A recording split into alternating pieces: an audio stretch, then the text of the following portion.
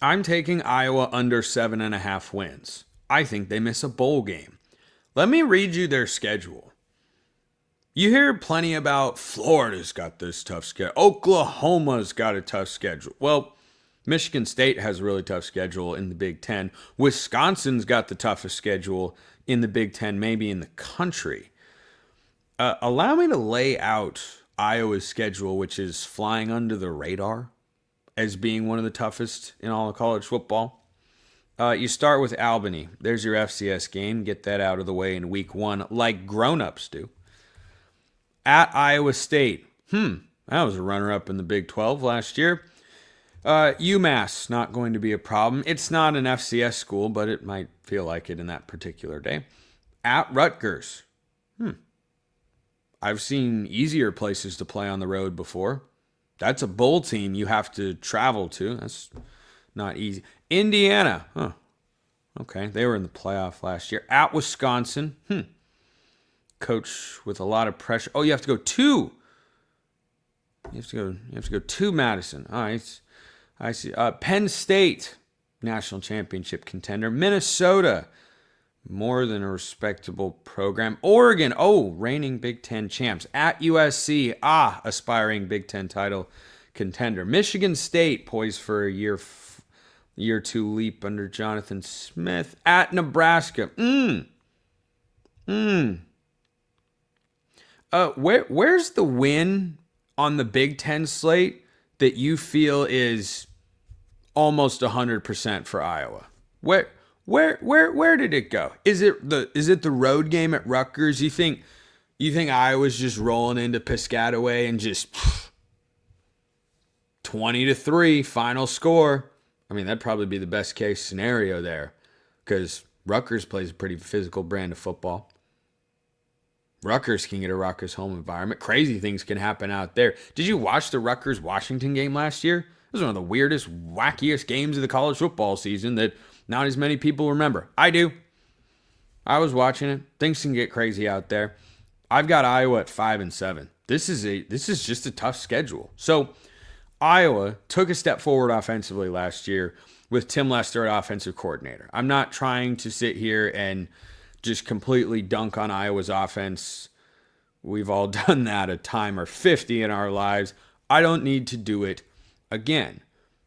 Now, their eggs are in the basket of Mark Gronowoski, who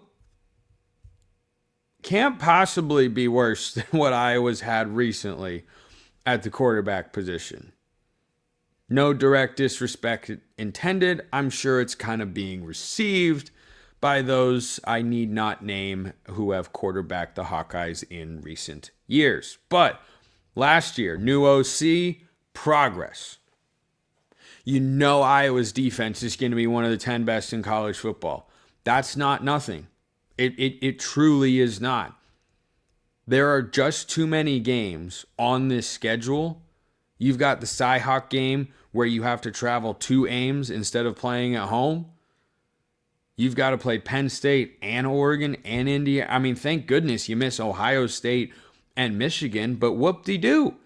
You got a bunch of teams. The interesting thing about this Iowa schedule, as I laid out, is there are several matchups on their schedule amongst teams that are kind of like Iowa in that they are, in my view, tier 2 programs, but are trying to make that next jump, like a USC, like a Nebraska, or I think Indiana's kind of at the bottom of tier 1. They want to prove that they can get up to play with the big boys. So the opportunity for Iowa to pull a top 10 upset at Kinnick Stadium, very real. Very real. We'll see where Oregon's ranked at that time. But I perhaps infamously have picked Penn State to go 12-0. So I don't think they're winning that game, but they're going to have a chance. I think Penn State will be undefeated by the time they make their way to Iowa's wonderfully loud and beautiful home stadium with, let's not forget, one of the best traditions in college football with the Wave. So I come down on 5-7 partially because of Mark Gronowoski. This is a guy who won a couple of national championships at South Dakota State. He did not go with his head coach to Washington State. Is that because he had a better offer? Seems that way. Iowa's a higher caliber program than Washington State just by the fact that they're in the Big Ten and Washington State is playing in a two-team conference this year and plays one of the weirdest and randomest schedules in all of college football. By the way, I will have their record prediction for you on this Friday's show. Washington State, that is. But Gronowoski feels like a Big Ten quarterback in a number of ways. His completion percentage, not blowing anybody away at South Dakota State. The best piece of evidence you can use at this point in time to draw conclusions about what Gronowoski could be at Iowa is the game at Oklahoma State a year ago. Went for 267 yards, 2 touchdowns, and an interception. It's pretty solid. That's better than what Iowa's had a quarterback over the last couple of years. The problem I have, though that's a valuable data point and certainly a feather in Mark Gronowoski's cap, that was against an Oklahoma State team that went 3-9. It's not good. Now, he's also playing with guys that were at an FCS program last year and a darn good one. But is Iowa going to have a top-tier receiving core? No. They put up 20 points, South Dakota State did, on Oklahoma State on the road. And that's not all reflected of the quarterback. Gronowoski feels a little Big Ten in that he's big, 6'2", 235. His arm is fine. It's not bad. I'm not saying it's a noodle arm. He does not have a howitzer. He does not have some big cannon. His arm is fine. He's not going to make special throws. Can he do enough? We'll see. Their run game should be really good. They might have the leading rusher in the conference this year. That's what Trent Condon of Locked On Hawkeyes thinks, that their ground game will be really good without Caleb Johnson. Okay, I think that's a fair assumption. Defense will be good. But when you're counting on a guy who's coming from the FCS ranks, the number of times that has actually worked out in a big way is few and far between. You might jump to Cam Ward. Cam Ward, before he went to Miami and became the number 1 overall pick, spent 2 years at Washington State. Gronowoski's fresh off the FCS ranks.